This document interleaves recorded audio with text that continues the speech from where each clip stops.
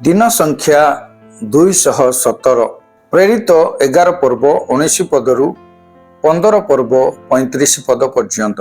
इतिमध्य स्तेफानों सकाशे घटिथिबा क्लेश हेतु जो माने छिन्न भिन्न हो जाइथिले से माने फोइनिकिया, साइप्रस और आंतियोखिया पर्यंत भ्रमण करी केवल जिहुदी मानक बिना आउ काहारी निकटरे वाक्य प्रचार करुनथिले। किंतु समानक मध्यरु केतेक कुप्रिय और कुरीणीय लोक आंतियोखिया को आसी ग्रीक मानक निकटरे मध्य कथा कही प्रभु जीशुଙ୍କ सुसमाचार प्रचार करने को लगिले। आउ समानक सहित प्रभुंकर हस्त थिला। पुणी अनेक अनेक लोक विश्वास करी प्रभुंक प्रति फेरिले। समानक विषयक संवाद जेरुसालेमस्थ मंडलीर कर्णगोचर हैला। सेथिरे समाने आंतियोखिया पर्यंत बर्नबांकु प्रेरण कले। से उपस्थित होई ईश्वरंकर अनुग्रह देखि आनंदित हेले। आउ जेपरि सेमाने हृदयर एकाग्रतारे प्रभुंक प्रति आसक्त होई रुहंती सेथि निमंते समस्तंकु उत्साह देले। कारण से जने उत्तम व्यक्ति पुणी पवित्र आत्मा और विश्वास रे परिपूर्ण थिले। एही प्रकारे अनेक अनेक लोक प्रभुंक ठारे संयुक्त हेले। परे से साउलंकु खोजिबा पाई तार्सो को बाहरी गले। पुणी से तांकु पाई आंतियोखिया को घेनी आसिले। सेमाने संपूर्ण 1 वर्ष पर्यंत मंडलीर सहित रही अनेक लोकों को शिक्षा देले। पुणी आंतियोखिया रे शिष्य माने प्रथम रे ख्रिस्टियान बोली आख्यात हेले। सही समय रे केतेक जन भाववादी जेरुसालेमरु आंतियोखिया को आसिले। सेमानक मध्यरु आगाब नामक जने व्यक्ति उठी समुदाय पृथ्वी रे महादुर्भिक्ष पड़िबो बोली आत्मांक द्वारा जणाइले। ताहा क्लाउदियोंक समय रे घटिला। सेथिरे शिष्य माने प्रत्येक जन अपना शक्ति अनुसार जिहुदा प्रदेश निवासी भाई मानक निमंते साहाय्य प्रेरण करने को स्थिर कले। आउ सेमाने मध्य ताहा करी बर्नबा और साउलंक हस्तरे प्राचीन मानक निकट को पठाई देले। प्रेरित 12 पर्व। प्राय सही समय रे हेरोद राजा मंडलीर केतेक जन को उपद्रव करने निमंते हस्तक्षेप कले। से योहानंक भ्राता जाकुबंकु खड्गरे बध कले। आउ जिहुदी मानंकु सेतिरे संतुष्ट हेबार देखि से पितरंकु मध्य धरिबा को अग्रसर हेले। सही समय रे खमीर शून्य रोटीर पर्व थिला। परे से तांकु धरी कारागार रे निक्षेप कले। पुणी निस्तार पर्व उतारे से तांकु लोकमानक निकट को बाहर करी आनिबा निमंते मनस्थ करी प्रत्येक दल रे 4 जन लेखाएं थिबा 4टी सेना दल निकटरे तांकु जगिबा पाई समर्पण कले। अतएव पितर कारागार रे रुद्ध होई रहिले। किंतु तांको निमंते मंडली द्वारा एकाग्र भावरे ईश्वरंक छामुरे प्रार्थना करा जाउथिला। परे हेरोद जेउ दिन पितरंकु बाहर करी आनिबा पाई जाउथिले सेही रातिरे से 2टा जंजीर रे बंधा होई 2 जन सैन्यंक मध्यरे सोईथिले। आ प्रहरी माने द्वार सम्मुखरे कारागार रक्षा करुथिले। आ प्रहरी माने द्वार सम्मुखरे कारागार रक्षा करुथिले। आ देख प्रभुंकर जने दूत उपस्थित हेले। पुणी कोठरीटी आलोकमय हैला।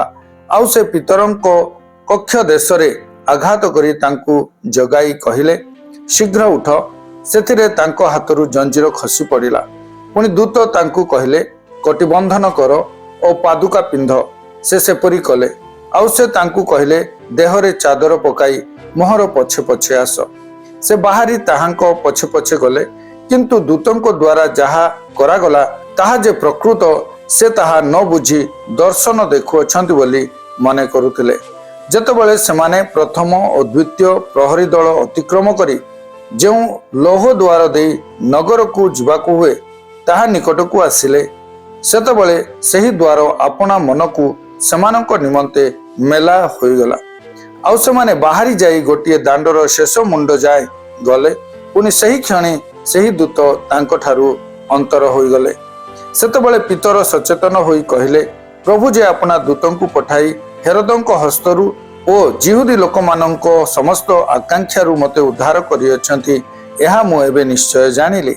से एही कथा आलोचना करी मार्क उपनाम प्राप्त जोहनंक माता मरियमंक गृह को आसिले। सही स्थान रे अनेके एकत्रित होई प्रार्थना करुथिले। से बाहर द्वार रे मारंते रोदा नामरे जने दासी किए बोली पचारिबाकू गला।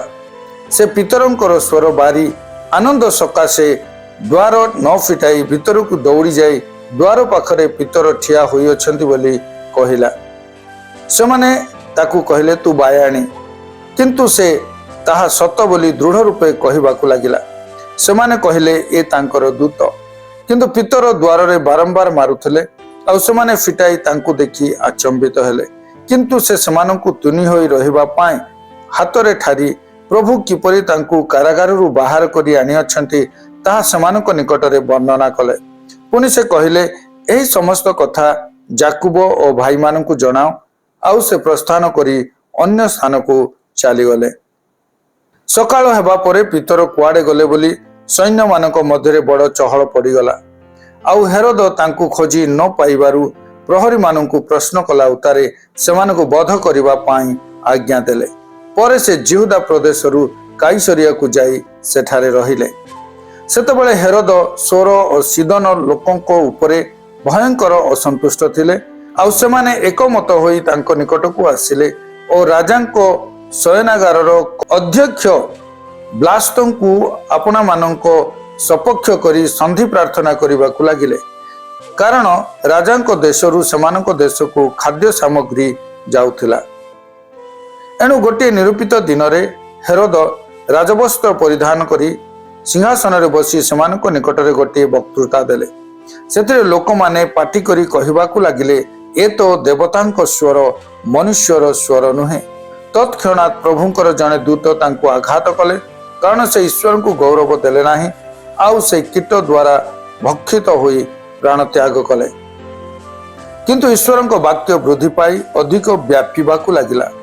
परे बर्नबा और शाउल आपना मानंकर सेवा कार्य समाप्त करी मार्क उपनाम प्राप्त जोहन को सांगरे घेनी जेरुसालेमरु बाहुडी गले। प्रेरित 13 पर्व। सेतबेले आंतियोखिया स्थित मंडली रे बर्नबा, सिमियन जहांकु निगर बोली कहंती, कुरेनिय, लुकियो, सामंत राजा हेरोदंको सहपालित मनहेम और शाउल एहीपरि भाववादी और शिक्षक माने थिले। सेमाने प्रभुंको सेवा और उपवास करुथबा समय रे पवित्र आत्मा कहिले जो कर्म निमंते आमे बर्नबा और पाउल को आह्वान करियछु सेतिपाय सेमानकु पृथक कर। सेतिरे सेमाने उपवास प्रार्थना कला उतारे सेमानको उपरे हस्तार्पण करी सेमानकु विदाय देले। एही प्रकारे सेमाने पवित्र आत्मांको द्वारा प्रेरित होई सेलुकिया को गले। सेठारु सेमाने जहाज रे चढ़ी साइप्रस को गले। सेमाने सालामी रे पहुंचिला उतारे जिहुदी मानक समस्त समाज गृह रे ईश्वर को वाक्य प्रचार करबा को लागिले। आउ जोहन मध्य परिचारक स्वरूपे सेमानक सहित थिले। पुनि सेमाने समस्त द्वीप परिभ्रमण करी फापो को आसी जने मायाबी भंड भाववादी की देखिले। से जने जिहुदी आउ तार नाम बर्जिसु। से शासनकर्ता सेर्गियो पाउलंको सांगरे थिला। से शासनकर्ता जने बुद्धिमान व्यक्ति। से बर्नबा और साउलंकु अपना निकट को डाकी ईश्वर को वाक्य सुनिबा को इच्छा कले। किंतु सही मायाबी ओलिमा अनुवाद कले एही नामर अर्थ मायाबी। सही शासनकर्ता को विश्वास रु विमुख करिबा चेष्टारे सेमानकर प्रतिरोध करिबा को लागिला।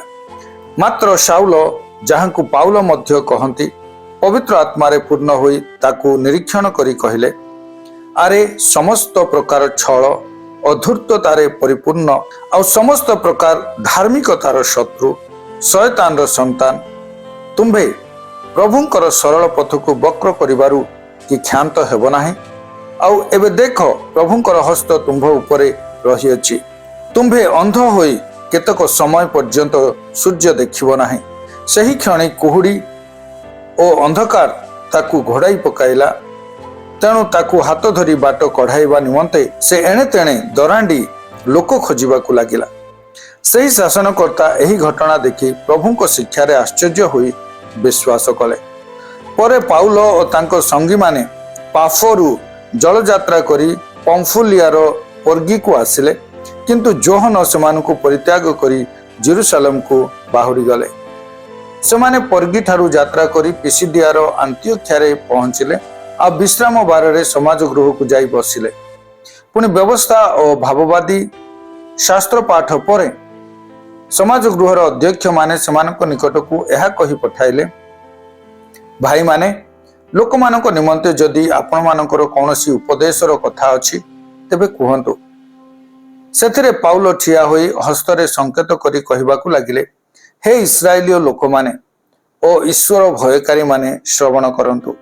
एही इस्राएल जातिर ईश्वर आम मानक पितृपुरुष मानक मनोनीत कले, आउ सेमाने मिस्र देश रे प्रवास करुथुबा समय सेमानंकु उन्नत कले, पुणी पराक्रमी बाहु द्वारा सेठारु सेमानंकु कढ़ाई आनिले।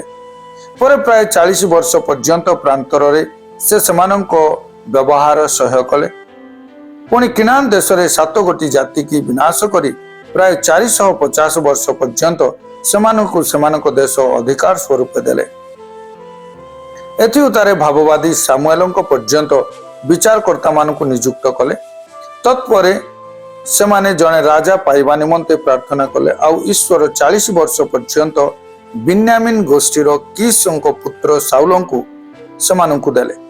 परे से तांकु पदच्युत करी सेमानकर राजा हेबा निमंते दाऊदंकु उत्थापन कले।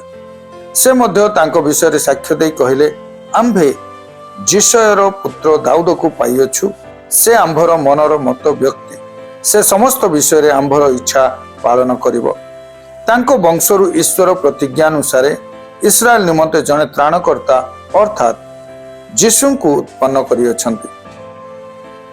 ताहांको आगमन पूर्वे जोहन समस्त इस्राएल लोकंको निकटरे प्रथम रे मन परिवर्तनर बाप्तिस्म घोषणा करिथिले। आ जोहन आपणार निरूपित कर्म समाप्त करू करू कहिले, मु जे बोली तुम्भे माने मने करूअछ मु से नुहे, किंतु देख मो पछरे जणे आसुअछन्ति, ताहांको पादर पादुका फिटाइबाकू मु योग्य नुहे। हे भ्रातृवृंद, अब्राहमको वंशर संतान संतति ओ आपण मानको मध्यरु ईश्वर भयकारी माने आंब मानको निकटकू एही परित्राणर वाक्य प्रेरित होई अछि। कारण जेरुसालेम निवासी माने आ सेमानकर अध्यक्ष गण ताहांकू पुणी प्रति विश्राम बार रे पाठ करा जाउथुवा भाववादी मानकर वाक्य सबको न जानिबारु ताहांकू दोषी करी से समस्त सफल कले। आ प्राणदंडर कौनसी कारण न पाइले सुधा ताहांकू बध करिबा निमंते पिलातंकू निवेदन कले। पुणी ताहांक विषय जहा सबु लेखा अछि से समस्त सेमाने पूर्ण कला उतारे ताहांकू क्रूसरु ओल्हाई आनी समाधि रे रखिदेले। किंतु ईश्वर ताहांकू मृतमानक मध्यरु उठाइले। पुणी जो माने ताहांक सहित गालिलीरु जेरुसालेम को आस्थिले सेमाने अनेक दिन पर्यंत ताहांक दर्शन पाइले। सेमाने वर्तमान लोकमानंको निकटरे ताहांकर साक्षी। आ पितृपुरुष मानक निकटरे कृत प्रतिज्ञा विषय आंभे माने आपण मानंकु एही सुसमाचार जणावछु जे ईश्वर यीशुଙ୍କୁ उत्थापन करी सेमानंकर संतान जे आंभे माने आंभ मानक प्रति सही प्रतिज्ञा सफल करियछन्ति। जेपरि द्वितीय गीतरे मध्य लेखा अछि, तुम्भे आंभर पुत्र आजि आंभे तुमको जन्म देलु। से जे ताहांकु मृतमानक मध्यरु उठाई अछन्ति, पुणी से जे आउ क्षय स्थान को फेरिबे नाही, ए विषय रे से एही प्रकार कहि अछन्ति, आंबे दाऊदंक निकटरे प्रतिज्ञात पवित्र और अटल आशीर्वाद सबु तुम्भ मानकु प्रदान करिबा। पुणी से मध्य आउ गोटे गीतरे कहि अछन्ति, तुम्भे अपना भक्त को क्षय पाइबाकू देव नाही। दाऊद तो अपना समकालीन लोकमानक मध्यरे ईश्वरंकर संकल्प अनुसारे सेवकर कार्य कला उत्तारे महानिद्रा प्राप्त हेले एवं अपना पितृपुरुष मानक निकटरे समाधिस्थ होई क्षय पाइले। किंतु जहांकु ईश्वर उठाई अछन्ति से क्षय पाई नाहांति। अतएव हे भाई माने आपण माने यह अवगत हेउंतु, एही व्यक्तिंको द्वारा आपण मानंको निकटरे पापमोचन प्रचार करा जाउअछि। पुनि मोशांक व्यवस्था द्वारा जे समस्त विषयरु आपण माने मुक्त होई धार्मिक गणित होई पारिले नाही, विश्वासकारी प्रत्येक लोक ताहांको द्वारा सेही समस्त विषयरु मुक्त होई धार्मिक गणित हुअन्ति। तेणु सावधान, काले भाववादी मानक शास्त्र रे जहा कहा जाई अछि ତାହା ଯେପରି ଆପଣମାନଙ୍କ ପ୍ରତି ନ ଘଟେ। ହେ ଅବଜ୍ଞାକାରୀମାନେ, ତୁମ୍ଭେମାନେ ଦେଖି ପୁଣି ଚମତ୍କୃତ ହୋଇ ବିନଷ୍ଟ ହୁଅ। ଯେଣୁ ଆମ୍ଭେ ତୁମ୍ଭମାନଙ୍କ ସମୟରେ ଗୋଟିଏ କାର୍ଯ୍ୟ ସାଧନ କରୁଅଛୁ। ଯଦି କେହି ସେହି କାର୍ଯ୍ୟ ତୁମ୍ଭମାନଙ୍କ ନିକଟରେ ବର୍ଣ୍ଣନା କରେ, ତେବେ ତୁମ୍ଭେମାନେ କୌଣସି ପ୍ରକାରେ ତାହା ବିଶ୍ୱାସ କରିବ ନାହିଁ। ସେମାନେ ବାହାରି ଯାଉଥିବା ସମୟରେ ଯେପରି ପରବର୍ତ୍ତୀ ବିଶ୍ରାମ ବାରରେ ସେହି ସବୁ କଥା ସେମାନଙ୍କୁ କୁହାଯାଏ, ଏଥିପାଇଁ ସେମାନେ ବିନତି କରିବାକୁ ଲାଗିଲେ। ସଭା ସାଙ୍ଗ ହେଲା ଉତ୍ତାରେ ଯିହୁଦୀ ଓ ଯିହୁଦୀ ମତାବଲମ୍ବୀ ବିଜାତୀୟମାନଙ୍କ ମଧ୍ୟରୁ ଅନେକେ ପାଉଲ ଓ ବର୍ଣ୍ଣବାଙ୍କ ପଛେ ପଛେ ଗଲେ। ସେମାନେ ସେମାନଙ୍କ ସହିତ କଥାବାର୍ତ୍ତା କରି ଈଶ୍ୱରଙ୍କ ଅନୁଗ୍ରହରେ ସ୍ଥିର ହୋଇ ରହିବାକୁ ସେମାନଙ୍କୁ ପ୍ରବର୍ତ୍ତାଇଲେ। ପୁଣି ପରବର୍ତ୍ତୀ ବିଶ୍ରାମ ବାରରେ ପ୍ରାୟ ସମସ୍ତ ନଗରବାସୀ ଈଶ୍ୱରଙ୍କ ବାକ୍ୟ ଶୁଣିବା ନିମନ୍ତେ ଏକତ୍ରିତ ହେଲେ। କିନ୍ତୁ ଯିହୁଦୀମାନେ ଲୋକ ସମୂହଙ୍କୁ ଦେଖି ଈର୍ଷାରେ ପୂର୍ଣ୍ଣ ହେଲେ।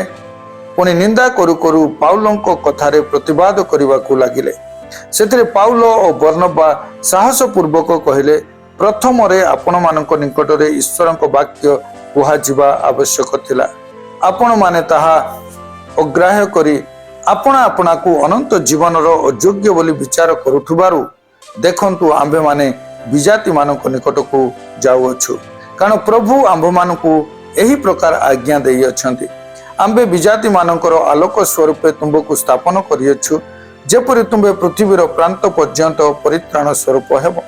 ବିଜାତିମାନେ ଏହା ଶୁଣି ଆନନ୍ଦିତ ହେଲେ ଆଉ ଈଶ୍ୱରଙ୍କ ବାକ୍ୟର ଗୌରବ କରିବାକୁ ଲାଗିଲେ। ପୁଣି ଯେତେ ଲୋକ ଅନନ୍ତ ଜୀବନ ନିମନ୍ତେ ନିରୂପିତ ହୋଇଥିଲେ, ସେମାନେ ବିଶ୍ୱାସ କଲେ। ଆଉ ସମୁଦାୟ ଅଞ୍ଚଳରେ ପ୍ରଭୁଙ୍କର ବାକ୍ୟ ବ୍ୟାପିଗଲା। କିନ୍ତୁ ଯିହୁଦୀ ମତାବଲମ୍ବୀ ବିଜାତୀୟ ସମ୍ଭ୍ରାନ୍ତ ମହିଳାମାନଙ୍କୁ ଓ ନଗରର ପ୍ରଧାନ ପ୍ରଧାନ ବ୍ୟକ୍ତିଙ୍କୁ ଯିହୁଦୀମାନେ ଉତ୍ତେଜିତ କଲେ। ପୁଣି ପାଉଲ ଓ ବର୍ଣ୍ଣବାଙ୍କ ପ୍ରତି ତାଡ଼ନା ଘଟାଇ ଆପଣାମାନଙ୍କ ସୀମାରୁ ସେମାନଙ୍କୁ ବାହାର କରିଦେଲେ। ସେଥିରେ ସେମାନେ ଆପଣା ଆପଣା ପାଦରୁ ଧୂଳି ସେମାନଙ୍କ ବିରୁଦ୍ଧରେ ଝାଡ଼ି ଦେଇ ଇକୋନିଆକୁ ଗଲେ। ଆଉ ଶିଷ୍ୟମାନେ ଆନନ୍ଦରେ ଓ ପବିତ୍ର ଆତ୍ମାରେ ପୂର୍ଣ୍ଣ ହେବାକୁ ଲାଗିଲେ।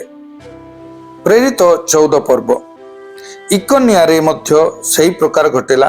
ସେମାନେ ଯିହୁଦୀମାନଙ୍କ ସମାଜ ଗୃହରେ ପ୍ରବେଶ କରି ଏପରି କଥା କହିଲେ ଯେ, ଯିହୁଦୀ ଓ ଗ୍ରୀକ ମାନଙ୍କ ମଧ୍ୟରୁ ବହୁ ସଂଖ୍ୟକ ଲୋକ ବିଶ୍ୱାସ କଲେ। କିନ୍ତୁ ଯେଉଁ ଯିହୁଦୀମାନେ ବିଶ୍ୱାସ କଲେ ନାହିଁ, ସେମାନେ ବିଜାତିମାନଙ୍କର ମନକୁ ଉତ୍ତେଜିତ କରି ଭାଇମାନଙ୍କ ବିରୁଦ୍ଧରେ ମନ୍ଦ ଭାବ ଜନ୍ମାଇ ଦେଲେ।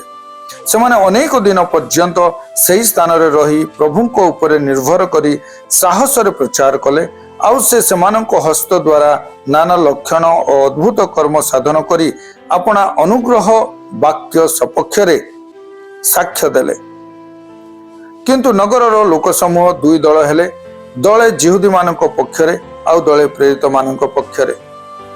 ଯେତେବେଳେ ବିଜାତି ଓ ଯିହୁଦୀମାନେ ସେମାନଙ୍କର ଅଧ୍ୟକ୍ଷମାନଙ୍କ ସହିତ ସେମାନଙ୍କ ପ୍ରତି ଦୌରାତ୍ମ୍ୟ କରିବାକୁ ଓ ପଥର ଫୋପାଡ଼ିବାକୁ ଉଠିଲେ, ସେତେବେଳେ ସେମାନେ ତାହା ଜାଣିପାରି ଲୁକାୟନିଆର ଲୁସ୍ତ୍ରା ଓ ଦର୍ବି ନଗର ପୁଣି ଚାରିଆଡ଼ର ଅଞ୍ଚଳକୁ ପଳାଇଗଲେ। ଆଉ ସେମାନେ ସେଠାରେ ସୁସମାଚାର ପ୍ରଚାର କରିବାକୁ ଲାଗିଲେ। ଲୁସ୍ତ୍ରାରେ ଜଣେ ଲୋକ ରହୁଥିଲା, ତାର ପାଦ ଦୁର୍ବଳ, ସେ ମାତୃ ଗର୍ଭରୁ ଖଞ୍ଜ, ଆଉ ସେ କେବେ ଚାଲି ନଥିଲା। ସେହି ଲୋକଟି ପାଉଲଙ୍କ ପ୍ରଚାର ଶୁଣୁଥିଲା।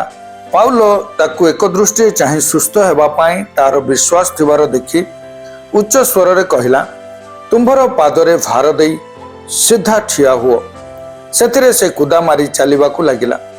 ପାଉଲ ଯାହା କରିଅଛନ୍ତି ଲୋକ ସମୂହ ତାହା ଦେଖି ଲୁକାୟନିଆ ଭାଷାରେ ଉଚ୍ଚ ସ୍ୱରରେ କହିବାକୁ ଲାଗିଲେ, ଦେବତାମାନେ ମନୁଷ୍ୟ ରୂପରେ ଆମ୍ଭମାନଙ୍କ ମଧ୍ୟକୁ ଓହ୍ଲାଇ ଆସିଅଛନ୍ତି। ସେମାନେ ବର୍ଣ୍ଣବାଙ୍କୁ ବୃହସ୍ପତି ବୋଲି କହିଲେ। ପୁଣି ପାଉଲ ପ୍ରଧାନ ବକ୍ତା ହେବାରୁ ତାହାଙ୍କୁ ବୁଦ୍ଧ ବୋଲି କହିଲେ। ନଗର ସମ୍ମୁଖରେ ଥିବା ବୃହସ୍ପତିଙ୍କ ମନ୍ଦିରର ଯାଜକ କେତେକ ବୃଷ ଓ ପୁଷ୍ପହାର ଦ୍ୱାର ନିକଟକୁ ଆଣି ଲୋକ ସମୂହ ସହିତ ବଳି ଦେବାକୁ ଇଚ୍ଛା କରିଥିଲେ। କିନ୍ତୁ ପ୍ରେରିତମାନେ ଅର୍ଥାତ୍ ବର୍ଣ୍ଣବା ଓ ପାଉଲ ଏହା ଶୁଣି ଆପଣା ଆପଣାର ବସ୍ତ୍ର ଚିରି ଲୋକ ସମୂହ ମଧ୍ୟକୁ ବେଗେ ଦୌଡ଼ି ଯାଇ ଉଚ୍ଚ ସ୍ୱରରେ କହିବାକୁ ଲାଗିଲେ, ହେ ମହାଶୟମାନେ, କାହିଁକି ଏ ସମସ୍ତ କରୁଅଛନ୍ତି? ଆମ୍ଭେମାନେ ମଧ୍ୟ ଆପଣମାନଙ୍କ ପରି ସୁଖ ଦୁଃଖ ଭୋଗୀ ମନୁଷ୍ୟ ଆପଣମାନଙ୍କ ନିକଟରେ ଏହି ସୁସମାଚାର ପ୍ରଚାର କରୁଅଛୁ, ଯେପରି ଆପଣମାନେ ଏହି ସବୁ ଅସାର ବସ୍ତୁ ଠାରୁ ବିମୁଖ ହୋଇ ଜୀବନ୍ତ ଈଶ୍ୱରଙ୍କ ପ୍ରତି ଫେରନ୍ତି। ସେ ଆକାଶ ମଣ୍ଡଳ, ପୃଥିବୀ, ସମୁଦ୍ର ଓ ସେସବୁରେ ଥିବା ସମସ୍ତ ସୃଷ୍ଟି କରିଅଛନ୍ତି। ସେ ଅତୀତ ପୁରୁଷ ପରମ୍ପରାରେ ସମସ୍ତ ଜାତିର ଲୋକଙ୍କୁ ଆପଣା ଆପଣା ପଥରେ ଚାଲିବାକୁ ଛାଡ଼ି ଦେଇଥିଲେ। ତଥାପି ସେ ଆପଣାକୁ ସାକ୍ଷ୍ୟ ବିହୀନ କରି ରଖି ନାହାନ୍ତି, କାରଣ ସେ ମଙ୍ଗଳ କରିଅଛନ୍ତି ଆଉ ଆକାଶରୁ ବୃଷ୍ଟି ଓ ଫଳଦାୟକ ଋତୁଗୁଡ଼ିକ ଦେଇ ପକ୍ଷ ଓ ଆନନ୍ଦରେ ଆପଣମାନଙ୍କ ହୃଦୟ ପରିତୃପ୍ତ କରିଅଛନ୍ତି। ଏହିସବୁ କଥା କହି ସେମାନେ ଅତି କଷ୍ଟରେ ସେମାନଙ୍କ ଉଦ୍ଦେଶ୍ୟରେ ବଳିଦାନ କରିବାରୁ ଲୋକ ସମୂହକୁ ନିବୃତ୍ତ କଲେ। କିନ୍ତୁ ଆନ୍ତିଓଖିଆ ଓ ଇକୋନିୟରୁ ସେଠାକୁ ଯିହୁଦୀମାନେ ଆସି ଲୋକ ସମୂହକୁ ପ୍ରବର୍ତ୍ତାଇଲେ। ପୁଣି ପାଉଲଙ୍କୁ ପଥର ମାରି ସେ ମରିଅଛନ୍ତି ବୋଲି ମନେକରି ବାହାରକୁ ଟାଣି ଘେନିଗଲେ। ମାତ୍ର ଶିଷ୍ୟମାନେ ତାଙ୍କୁ ଘେରି ଠିଆ ହୁଅନ୍ତେ ସେ ଉଠି ନଗର ମଧ୍ୟରେ ପ୍ରବେଶ କଲେ। ପରଦିନ ସେ ବର୍ଣ୍ଣବାଙ୍କ ସହିତ ଦର୍ବିକୁ ବାହାରିଗଲେ। ସେମାନେ ସେହି ନଗରରେ ସୁସମାଚାର ପ୍ରଚାର କରି ଓ ଅନେକଙ୍କୁ ଶିଷ୍ୟ କଲା ଉତ୍ତାରେ ଲୁସ୍ତ୍ରା, ଇକୋନିୟ ଓ ଆନ୍ତିଓଖିଆକୁ ବାହୁଡ଼ି ଆସିଲେ।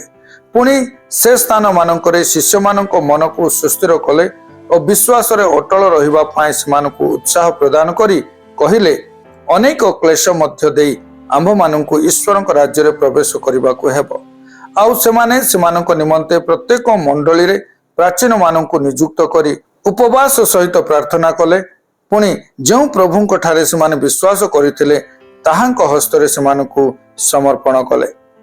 ପରେ ସେମାନେ ପିସିଦିଆ ମଧ୍ୟ ଦେଇ ପମ୍ଫୁଲିଆକୁ ଆସିଲେ ଆଉ ପର୍ଗିରେ ବାକ୍ୟ ପ୍ରଚାର କରି ଆତାଲିଆକୁ ଗଲେ। ସେଠାରୁ ସେମାନେ ଆନ୍ତିଓଖିଆକୁ ଜାହାଜରେ ଯାତ୍ରା କଲେ। ସେମାନେ ଯେଉଁ କାର୍ଯ୍ୟ ସାଧନ କରିଥିଲେ ତାହା କରିବା ନିମନ୍ତେ ଈଶ୍ୱରଙ୍କ ଅନୁଗ୍ରହରେ ସମର୍ପିତ ହୋଇ ସେ ସ୍ଥାନରୁ ବାହାରିଥିଲେ। ସେମାନେ ପହଞ୍ଚି ମଣ୍ଡଳୀକି ଏକତ୍ର କଲେ। ପୁଣି ଈଶ୍ୱର ସେମାନଙ୍କ ସାଙ୍ଗରେ ଥାଇ ଯେ ସମସ୍ତ କାର୍ଯ୍ୟ କରିଥିଲେ ଓ ବିଜାତିମାନଙ୍କ ପ୍ରତି ବିଶ୍ୱାସର ଦ୍ୱାର ଫିଟାଇ ଦେଇଥିଲେ ସେହି ସବୁ ବର୍ଣ୍ଣନା କଲେ। ଆଉ ସେମାନେ ଶିଷ୍ୟମାନଙ୍କ ସହିତ ଅନେକ ଦିନ ପର୍ଯ୍ୟନ୍ତ ରହିଲେ। ପ୍ରେରିତ 15 ପର୍ବ 1 ପଦରୁ 35 ପଦ। ଏଥିମଧ୍ୟରେ କେତେକ ଲୋକ ଜିହୁଦା ପ୍ରଦେଶରୁ ଆସି ଭାଇମାନଙ୍କୁ ଏହି ଶିକ୍ଷା ଦେବାକୁ ଲାଗିଲେ, ମୋଶାଙ୍କ ବିଧି ଅନୁସାରେ ତୁମ୍ଭମାନଙ୍କର ସୁନ୍ନତ ନ ହେଲେ ପରିତ୍ରାଣ ପାଇପାରିବ ନାହିଁ। ଏଥିରେ ପାଉଲ ବର୍ଣ୍ଣବାଙ୍କର ସେମାନଙ୍କ ସାଙ୍ଗରେ ଅନେକ ବାକ୍ଯୁଦ୍ଧ ଓ ବାଦାନୁବାଦ ହେବାରୁ ଭାଇମାନେ ପାଉଲ, ବର୍ଣ୍ଣବା ଓ ଆପଣମାନଙ୍କ ମଧ୍ୟରୁ ଆଉ କେତେକ ଜଣ ଏହି ପ୍ରଶ୍ନ ଘେନି ଜେରୁସାଲେମସ୍ଥ ପ୍ରେରିତ ଓ ପ୍ରାଚୀନମାନଙ୍କ ନିକଟକୁ ଯାଆନ୍ତୁ ବୋଲି ସ୍ଥିର କଲେ। ଅତଏବ ମଣ୍ଡଳୀ ସେମାନଙ୍କୁ ବାଟ ବଳାଇ ବିଦାୟ ଦେଲା ଉତ୍ତାରେ ସେମାନେ ଫଇନିକିଆ ଓ ସମୀରଣ ଦେଇ ଯାଉ ଯାଉ ବିଜାତିମାନଙ୍କ ମନ ପରିବର୍ତ୍ତନ ବିଷୟ ବର୍ଣ୍ଣନା କରି ସମସ୍ତ ଭାଇମାନଙ୍କର ମହାନନ୍ଦ ଜନ୍ମାଇଲେ। ପରେ ସେମାନେ ଜେରୁସାଲେମରେ ଉପସ୍ଥିତ ହୋଇ ମଣ୍ଡଳୀ ପୁଣି ପ୍ରେରିତ ଓ ପ୍ରାଚୀନମାନଙ୍କ ଦ୍ୱାରା ଅଭ୍ୟର୍ଥନା ପ୍ରାପ୍ତ ହେଲେ। ଆଉ ଈଶ୍ୱର ସେମାନଙ୍କ ସାଙ୍ଗରେ ଥାଇ ଯେ ସମସ୍ତ କାର୍ଯ୍ୟ କରିଥିଲେ ସେହି ସବୁ ବର୍ଣ୍ଣନା କଲେ। କିନ୍ତୁ ଫାରୁସୀ ଦଳର କେତେକ ଜଣ ବିଶ୍ୱାସୀ ଉଠି କହିଲେ, ବିଜାତୀୟ ଶିଷ୍ୟମାନଙ୍କୁ ସୁନ୍ନତ କରିବା ଓ ମୋଶାଙ୍କର ବ୍ୟବସ୍ଥା ପାଳନ କରିବା ନିମନ୍ତେ ସେମାନଙ୍କୁ ଆଜ୍ଞା ଦେବା ଆବଶ୍ୟକ। ପରେ ଏହି ବିଷୟ ଆଲୋଚନା କରିବା ନିମନ୍ତେ ପ୍ରେରିତ ଓ ପ୍ରାଚୀନମାନେ ସମବେତ ହେଲେ। ଅନେକ ତର୍କ ବିତର୍କ ହେଲା ଉତ୍ତାରେ ପିତର ଉଠି ସେମାନଙ୍କୁ କହିଲେ, ହେ ଭାଇମାନେ, ଆପଣମାନେ ଜାଣନ୍ତି ଯେ ମୋହର ମୁଖ ଦ୍ୱାରା ବିଜାତିମାନେ ଯେପରି ସୁସମାଚାର ବାକ୍ୟ ଶୁଣି ବିଶ୍ୱାସ କରନ୍ତି, ଏଥିପାଇଁ ଅନେକ ଦିନ ପୂର୍ବେ ଈଶ୍ୱର ଆପଣମାନଙ୍କ ମଧ୍ୟରୁ ମୋତେ ମନୋନୀତ କରିଥିଲେ। ଅନ୍ତର୍ଯ୍ୟାମୀ ଈଶ୍ୱର ଆମ୍ଭମାନଙ୍କୁ ଯେପରି ପବିତ୍ର ଆତ୍ମା ଦାନ କରିଅଛନ୍ତି ସେମାନଙ୍କୁ ମଧ୍ୟ ସେହିପରି ଦାନ କରି ସେମାନଙ୍କ ପକ୍ଷରେ ସାକ୍ଷ୍ୟ ଦେଇଅଛନ୍ତି। ଆଉ ସେ ଆମ୍ଭମାନଙ୍କ ଓ ସେମାନଙ୍କ ମଧ୍ୟରେ କୌଣସି ପ୍ରଭେଦ ନ ରଖି ବିଶ୍ୱାସ ଦ୍ୱାରା ସେମାନଙ୍କର ହୃଦୟ ସୂଚି କରିଅଛନ୍ତି। ଏଣୁ ଯେଉଁ ଜୁଆଳି ଆମ୍ଭମାନଙ୍କ ପିତୃପୁରୁଷ ଓ ଆମ୍ଭେମାନେ ବହିବାକୁ ଅକ୍ଷମ ହେଲୁ, ସେହି ଜୁଆଳି ଶିଷ୍ୟମାନଙ୍କ କାନ୍ଧରେ ଦେଇ କାହିଁକି ଆପଣମାନେ ଈଶ୍ୱରଙ୍କୁ ପରୀକ୍ଷା କରୁଅଛନ୍ତି? କିନ୍ତୁ ସେମାନେ ଯେ ପ୍ରକାର ଆମ୍ଭେମାନେ ମଧ୍ୟ ସେ ପ୍ରକାର ପ୍ରଭୁ ଯୀଶୁଙ୍କ ଅନୁଗ୍ରହରେ ପରିତ୍ରାଣ ପାଇବୁ ବୋଲି ବିଶ୍ୱାସ କରୁଅଛୁ। ଏଥିରେ ସଭାସ୍ଥ ସମସ୍ତେ ନୀରବ ରହିଲେ। ଆଉ ବର୍ଣ୍ଣବା ଓ ପାଉଲଙ୍କ ଦ୍ୱାରା ବିଜାତିମାନଙ୍କ ମଧ୍ୟରେ ଈଶ୍ୱର ଯେ ସମସ୍ତ ଲକ୍ଷଣ ଓ ଅଦ୍ଭୁତ କର୍ମମାନ ସାଧନ କରିଥିଲେ ସେମାନଙ୍କ ଠାରୁ ସେଥିର ବୃତ୍ତାନ୍ତ ଶ୍ରବଣ କରିବାକୁ ଲାଗିଲେ। ସେମାନଙ୍କ କଥା ଶେଷ ହେଲା ଉତ୍ତାରେ ଯାକୁବ ଉତ୍ତର ଦେଇ କହିଲେ, ହେ ଭାଇମାନେ, ମୋହର କଥା ଶୁଣନ୍ତୁ। ଈଶ୍ୱର ଆପଣା ନାମ ନିମନ୍ତେ ବିଜାତିମାନଙ୍କ ମଧ୍ୟରୁ ଦଳେ ଲୋକ ଗ୍ରହଣ କରିବା ପାଇଁ କି ପ୍ରକାରେ ପ୍ରଥମେ ସେମାନଙ୍କ ପ୍ରତି କୃପା ଦୃଷ୍ଟି କରିଥିଲେ ତାହା ସିମୋନ ବର୍ଣ୍ଣନା କରିଅଛନ୍ତି। ପୁଣି ଭାବବାଦୀମାନଙ୍କର ବାକ୍ୟ ଏହା ସହିତ ମିଶୁଅଛି, ଯେପରି ଲେଖା ଅଛି, ଏଥି ଉତ୍ତାରେ ଆମ୍ଭେ ବାହୁଡ଼ି ଆସି ଦାଉଦର ପତିତ ଆବାସ ପୁନଃନିର୍ମାଣ କରିବା, ପୁଣି ତାହାର ଧ୍ୱଂସ ସ୍ଥାନ ସବୁ ପୁନଃନିର୍ମାଣ କରି ତାହା ପୁନଃସ୍ଥାପନ କରିବା। ଯେପରି ଅବଶିଷ୍ଟ ଲୋକେ ଓ ଯେ ସମସ୍ତ ବିଜାତି ଆମ୍ଭ ନାମରେ ଖ୍ୟାତ ସେମାନେ ପ୍ରଭୁଙ୍କୁ ଅନ୍ୱେଷଣ କରନ୍ତି, ସର୍ବସାଧନକର୍ତ୍ତା ପ୍ରଭୁ ଏହା କହନ୍ତି। ଯୁଗ ଆରମ୍ଭରୁ ଈଶ୍ୱର ଆପଣାର ସମସ୍ତ କର୍ମ ଜ୍ଞାତ ଅଟନ୍ତି। ଅତଏବ ମୋହର ବିଚାର ଏହି, ବିଜାତିମାନଙ୍କ ନିକଟରୁ ଯେଉଁମାନେ ଈଶ୍ୱରଙ୍କ ପ୍ରତି ଫେରନ୍ତି ସେମାନଙ୍କୁ ଆମ୍ଭେମାନେ ଭାରଗ୍ରସ୍ତ କରିବା ନାହିଁ, କିନ୍ତୁ ପ୍ରତିମା ସମ୍ବନ୍ଧୀୟ ଅଶୁଚିତା, ପରଦାର, ଶ୍ୱାସରୋଧ ଦ୍ୱାରା ମୃତ ପ୍ରାଣୀ ଓ ରକ୍ତରୁ ପୃଥକ ରହିବା ନିମନ୍ତେ ଆମ୍ଭେମାନେ ସେମାନଙ୍କୁ ଲେଖୁ। କାରଣ ପ୍ରାଚୀନ କାଳରୁ ପ୍ରତି ନଗରରେ ମଶାଙ୍କର ପ୍ରଚାରକମାନେ ଅଛନ୍ତି, ଯେଣୁ ପ୍ରତି ବିଶ୍ରାମ ବାରରେ ସମାଜ ଗୃହ ସମୂହରେ ତାହାଙ୍କ ବ୍ୟବସ୍ଥା ପାଠ କରାଯାଉଅଛି। ସେତେବେଳେ ପ୍ରେରିତ ଓ ପ୍ରାଚୀନମାନେ ସମସ୍ତ ମଣ୍ଡଳୀ ସହିତ ଆପଣମାନଙ୍କ ମଧ୍ୟରୁ ଲୋକ ଅର୍ଥାତ୍ ଭ୍ରାତୃବୃନ୍ଦଙ୍କ ମଧ୍ୟରେ ଅଗ୍ରଗଣ୍ୟ ବର୍ଷବା ନାମରେ ଖ୍ୟାତ ଯିହୁଦା ଓ ଶିଲାଙ୍କୁ ମନୋନୀତ କରି ପାଉଲ ଓ ବର୍ଣ୍ଣବାଙ୍କ ସହିତ ଆନ୍ତିଓଖିଆକୁ ପଠାଇବାକୁ ବିହିତ ବୁଝିଲେ। ଆଉ ସେମାନେ ସେମାନଙ୍କ ହାତରେ ଏହା ଲେଖି ପଠାଇଲେ, ଆନ୍ତିଓଖିଆ, ସୁରିଆ ଓ କିଲିକିଆସ୍ଥ ବିଜାତୀୟ ଭ୍ରାତୃବୃନ୍ଦଙ୍କୁ ପ୍ରେରିତ ଓ ପ୍ରାଚୀନ ଭ୍ରାତୃବୃନ୍ଦଙ୍କର ନମସ୍କାର।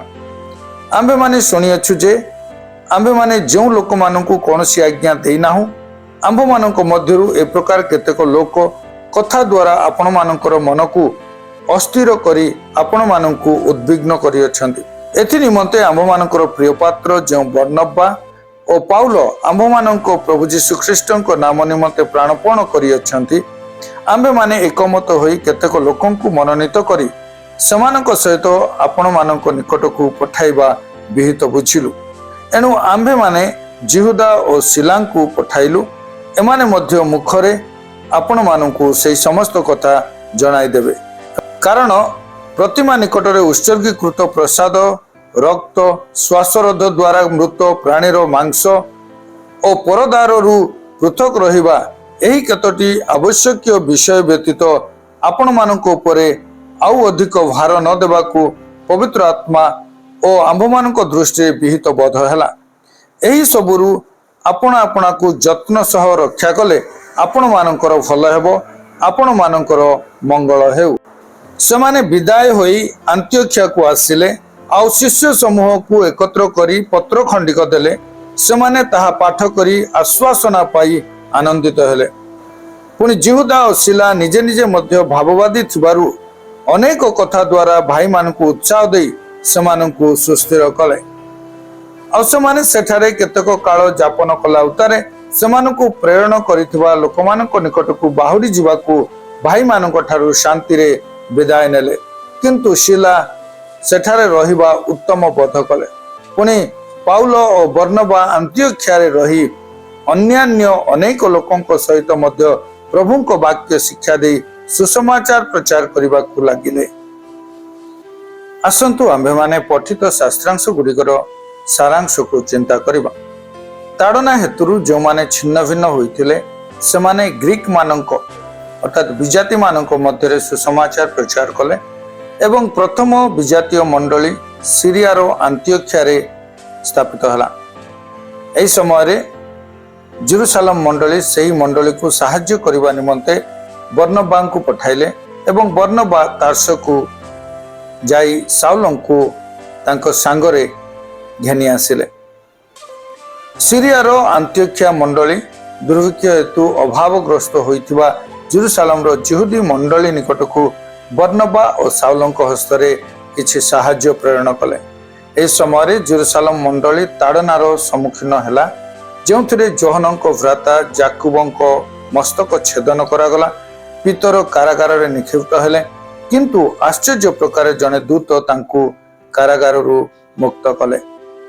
ଅପରପକ୍ଷରେ ହେରୋଦ ଅଗ୍ରିପା, ଯିଏ ଯାକୁବଙ୍କୁ ବଧ କରିଥିଲେ, ତାଙ୍କୁ ଜଣେ ଦୂତ ଆଘାତ କଲେ ଓ ସେ ତତ୍କ୍ଷଣାତ୍ ମୃତ୍ୟୁବରଣ କଲେ।